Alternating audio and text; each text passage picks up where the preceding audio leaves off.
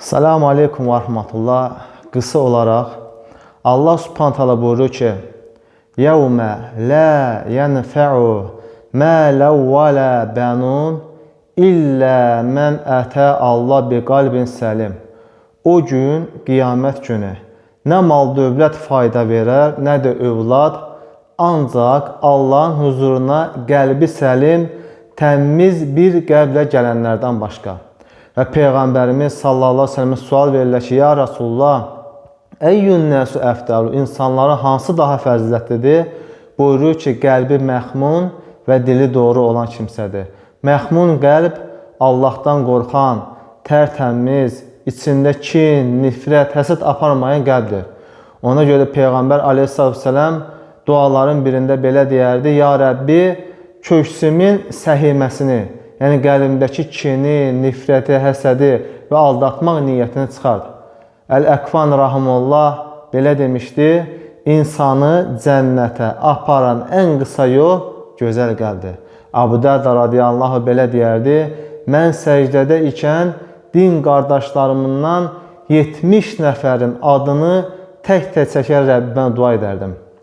Ona görə də qəlbimizi tərbiyə etmək üçün bizə həsəd aparanlara, düşmənçilik edənlərə qarşı rəhim və şəfqət bəsləyəcək dərəcəyə qədər qəlbimizi tərbiyə etməliyik.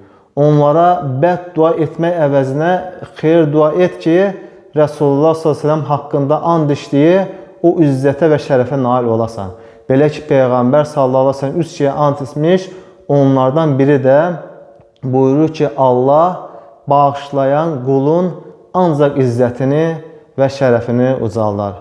Ya Həyyü, ya Qayyum, ya rəhimlərin rəhimlisi olan Allahım, səndən qəlb təmizliyi, doğru niyyət, doğru dil, gözəl əxlaq və xeyirli sonluq dilərik.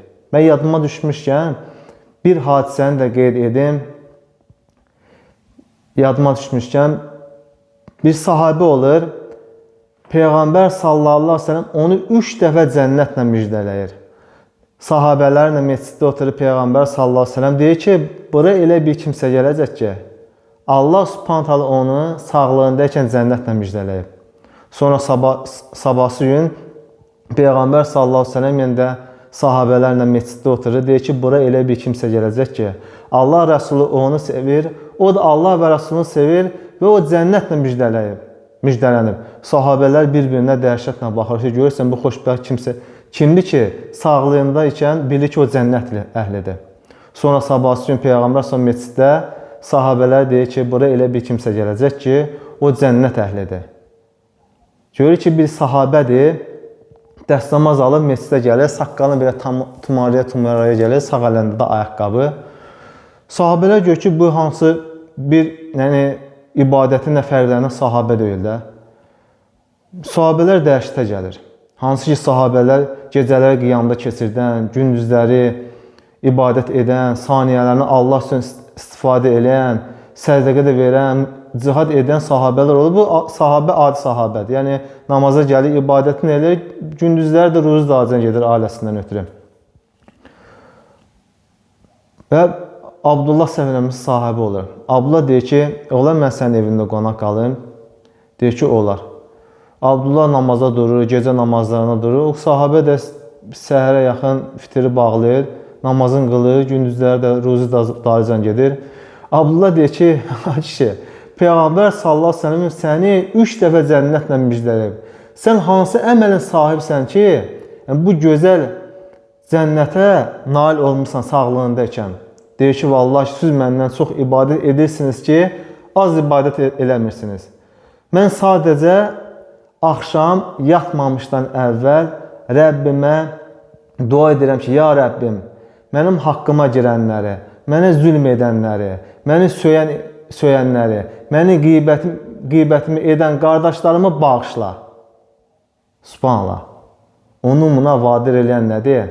Qəlb. Vallahi ki, qəlbə kin olmasa, həsəd olmasa, paxıllıq olmasa, biz nə düşmənçilik edərik, nə kimsə qeybətini elərik, nə kimsə haqqına girə bilərik.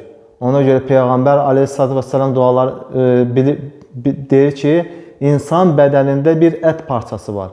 Əgər o sağlam olarsa, insanın bütün bədən üzvü sağlam olar. O da nədir? Qəlb.